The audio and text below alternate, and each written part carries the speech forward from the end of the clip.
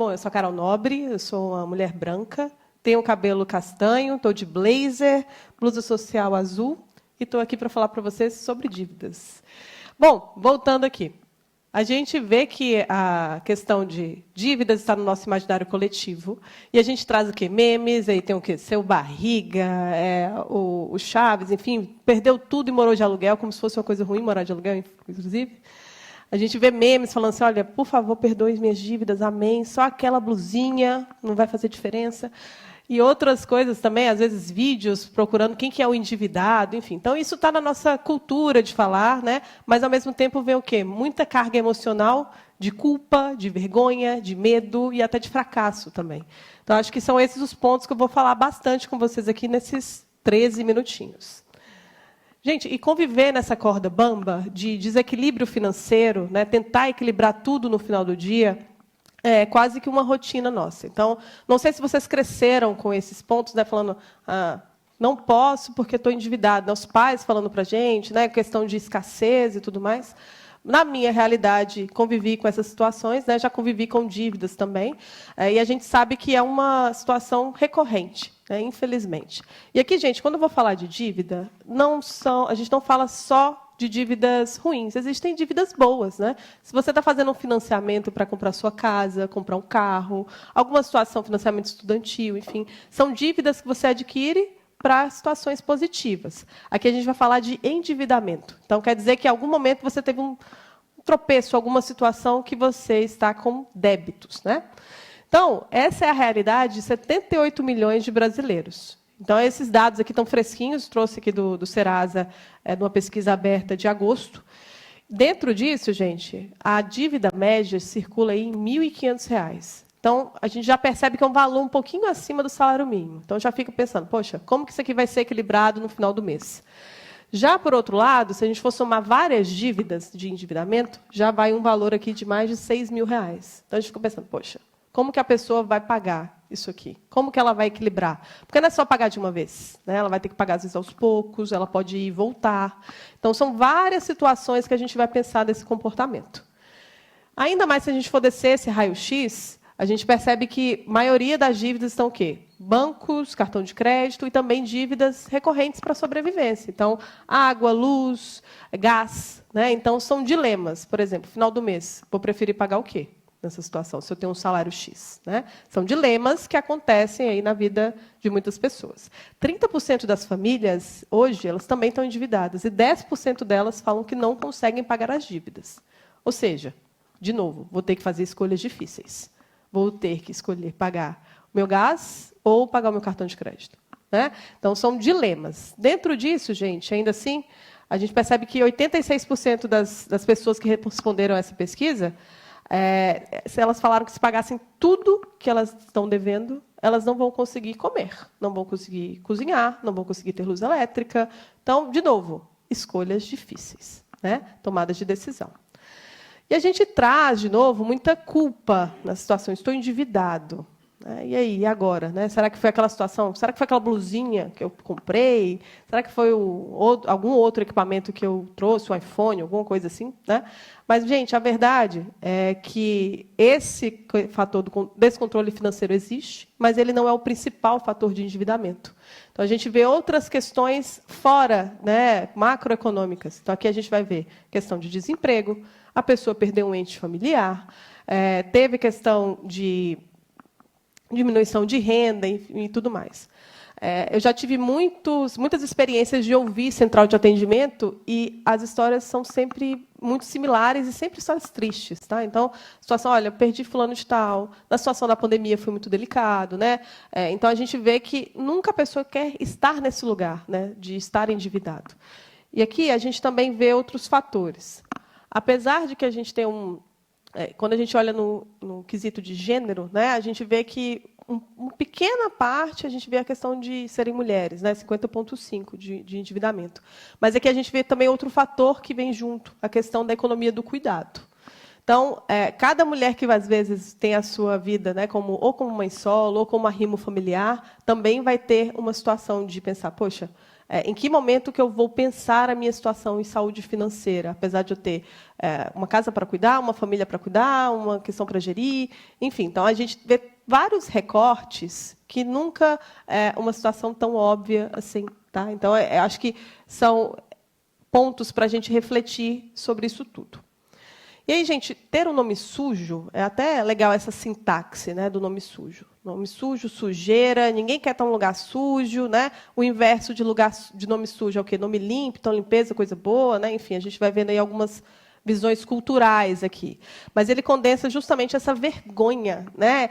Também a marca moral de não ter conseguido arcar com uma dívida. Esse ponto ele vem muito nessa visão de comportamento. Ainda assim, gente, a gente começa a ver algumas questões de nudges, aspectos comportamentais aqui. Então, a gente vê questão de exclusão. Então, olha, você está com o nome sujo, você está devendo. Ah, não vou chamar fulano para sair porque ele disse que está devendo e tudo mais. Então, já começa uma situação tipo, então não faço parte disso aqui. Né? Então, tem outros pontos também. Como que a gente, dentro de interfaces, vai tentar trazer essa pessoa que está se sentindo à margem, está se sentindo excluída, né? Será que você quer fazer parte de novo? Se você quitar a sua dívida, enfim. Por outro lado, a gente vê outros nudges também de reputação social e de restauração de imagem. Então, olha, se você pagar a dívida, quem sabe que você vai ter um nome limpo, você vai ter menos pressão social, então a gente vai ter esses reflexos por aqui. Eu vou deixar aqui o de referência, de novo, gente, são só 15 minutos e eu já estou aqui com 7. Algumas referências de nudges, tá? Eles são conceitos da economia comportamental, arquitetura de escolhas também. É uma área de estudo que eu tenho muito interesse. Então, depois vocês busquem conhecimento, deixei algumas referências aqui. Tá? Mas, justamente, os nudges eles existem para que a gente possa navegar em questões de gatilhos visíveis, gatilhos invisíveis. É bem interessante. E aí, ele reforça um ponto que estar pronto não é um sentimento, é uma escolha. Então, a gente pode parar para pensar assim, não, quando eu tiver tal dinheiro, eu vou pagar minha dívida. Ou isso serve para qualquer outra coisa também, tá, gente? Que o nosso recorte é de débitos, né? Mas você escolher pagar é outra história. Então, a gente entra que esse nudge, né, ele vem com um empurrãozinho para que o usuário possa tomar essa atitude que a gente deseja, né? E lembrando que nós, designers, nós modelamos sentido. Então, a gente vai criar interfaces, experiências, situações, para que essa pessoa possa, né, de forma autônoma, de forma segura, recorrer a essa situação financeira. Né? Vai sair dessa situação de que, às vezes, está, né, com água no nariz, né, possa aí ter uma situação mais segura. Ainda sobre o ciclo de vida de crédito, aqui, não sei se vocês já tiveram acesso, não sei se alguém aqui já trabalha também na parte financeira, né, na parte bancária, mas a gente tem um ciclo de vida do cliente. Então, a gente vai conceder um crédito, né, poxa, estou com um cartão aqui, limite X, agora posso comprar tal coisa, tal situação, enfim. Então, o banco ele vai te oferecendo, a instituição financeira vai te oferecendo crédito, né, à medida que você vai pagando, vai vendo que é um bom devedor, um bom credor, na verdade. Então, vai vendo que você está tendo questões positivas, vai te oferecer mais. Então, essa é uma situação de motor de crédito positivo. Só que, em algum momento, uma parcela dessas pessoas vai entrar em declínio, vai entrar em recuperação, vai entrar em o que a gente vai também chamar de cobrança. Né? Então, olha só, eu saí de um ponto que eu estava trabalhando em produtos de growth e fui fazer essa parte de declínio, né, dessa curva. E aí eu ouvi bastante que cobrança não é sexy. E não é, gente. Aqui a gente está falando de jornada triste. Como que eu vou projetar uma jornada triste? Se a gente está sempre acostumado aqui a ter sentidos de jornadas felizes, eu vou ter um ou aqui. Vai ser legal, né? Então, como que a gente faz isso para projetar com uma empatia gigantesca em momentos completamente difíceis e fornecer também dignidade, né, para que a pessoa possa voltar a respirar, possa voltar a estar bem, né? Assim, a gente parte do ponto entendendo todo aquele contexto ali anterior. E aí, outro ponto interessante é que quando a gente vê essa jornada de endividamento, as pessoas nunca quiseram estar ali. Então, a gente não está projetando por um desejo. Então, muitas é um pensamento de projeto ao contrário. Né? Então, a gente oferece essa tentativa de recomeço, muitas vezes. Então, olha só o tanto de atributos aqui adversos, né, nessa situação toda. Eu trouxe aqui para vocês algumas soluções de design que eu utilizei nesse período. De novo, gente, aqui são ferramentas, são meios de chegar a. né? Então, foram feitos diversos mapeamentos de experiências. Eu tive mais de uma instituição trabalhando com o mesmo tema. Tá? Então, na mesma, instituições diferentes, soluções são similares também. Porque a gente está falando do contexto brasileiro. Então, a gente tem mapeamento de experiência, entendimento de cluster de clientes. O cliente endividado, gente, ele tem muita tendência a ficar endividado de novo. Tá? Então, aqui, a gente vai vendo que ele vai ter uma situação de que, olha, vou fazer um acordo de, sei lá, R$300. Então, ele, por 3 meses, consegue pagar isso, mas depois ele não vai conseguir honrar a dívida, ele vai voltar, vai fazer uma renegociação, vai pagar mais juros, e aí esses R$300 vai virar muito mais do que isso. Né? Então, nesse período de 3 meses, às vezes ele fez esse recurso porque ele conseguiu um novo emprego ou porque ele precisava ter um nome mais limpo, né, para conseguir voltar para a praça. Então, sempre são situações, gente, muito adversas, tá? E extremamente funcionais e racionais também. Por outro lado, pontos de contato também são questões que foram muito entendidas. Tá? Então, eu vim do contexto que a gente nem falava sobre cobrança digital, isso aí já tem alguns anos. Então, hoje já é muito mais comum a gente ter renegociação até pelo WhatsApp. Então, o que é percebido também pelo comportamento do usuário é que ele quer falar em momentos que ele está até mais recluso. Então, o pico de acessos a essas soluções é o quê? De manhã, horário do almoço, à noite, fim de semana. Então, a gente via pico de acesso em WhatsApp, também portais, muito nesses horários. E a gente começou a perceber, poxa, então, é o horário que a pessoa, às vezes, não quer falar sobre isso quando ela está trabalhando, quando ela está falando com outras pessoas. É um momento de reclusão mesmo, porque, justamente, vem outros estigmas. Né? Além disso, ferramentas de serviço e tudo mais. Então, assim, de novo, são ferramentas e bagagens que a gente vai encontrando por aqui. Para ir encaminhando aqui para os momentos finais, não é sobre o nado, gente, é sobre a correnteza. E aí, vou repetir isso para vocês, a pessoa que está endividada, ela não quer estar naquele lugar. Né? A gente sempre parte dessa situação, inclusive, do universo financeiro.